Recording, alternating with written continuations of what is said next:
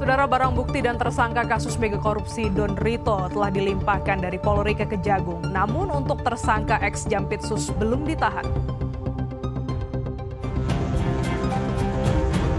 Kasus dugaan mega korupsi yang menyeret ex Jampitsus kini memasuki babak baru. Penyidik gabungan Kortas Tipikor Polri dan Polda Metro Jaya resmi melimpahkan tersangka Don Rito beserta barang bukti ke Kejaksaan Agung pada Jumat siang.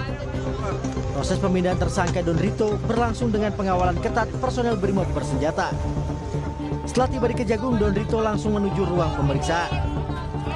Selain menyerahkan tersangka Don Rito ke Kejaksaan Agung, Polda Metro Jaya juga menyerahkan barang bukti berupa uang 6 miliar rupiah, emas 23 karat sebanyak 74 kg, 6 juta dolar Amerika Serikat, dan 16.000 dolar Singapura.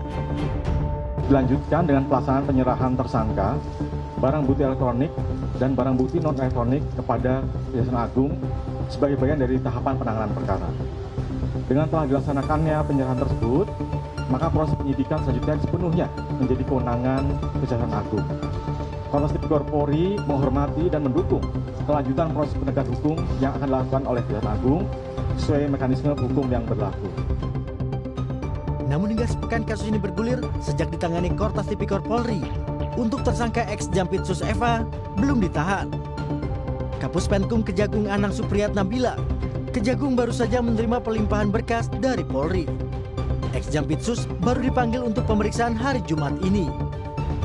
Soal penahanan Febri, Kapus Penkum Kejagung bilang itu kewenangan penyidik.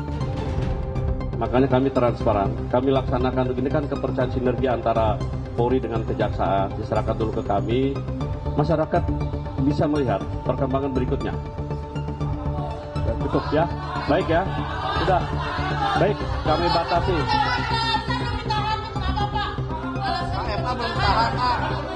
Loh, kan baru dipanggil sekarang, nanti itu kewenangan penyidik.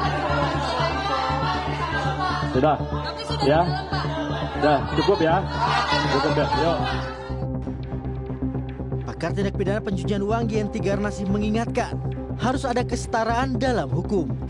Tak kunjung ditahannya ex Jampitsus menunjukkan sikap semena-mena dalam penegakan hukum. Tidak equality before the law ya. Ini maksudnya apa? Ada perbedaan perlakuan. Karena gini, kita kan tidak boleh memperlakukan peraturan itu dengan melihat status sosial, jabatan, ekonomi, dan justru malah tidak melindungi kepentingan rakyat ya. Ini menurut saya ya, Pak Kiki, menurut saya ini negara sedang menunjukkan dengan vulgarnya sikap semena-mena dan sok kuasa. Setelah berkas dan tersangka kasus mega korupsi yang menyeret ex Jampitsus diserahkan ke Kejagung, kini seluruh proses penyidikan dilakukan oleh Kejagung. Tim Liputan Kompas TV.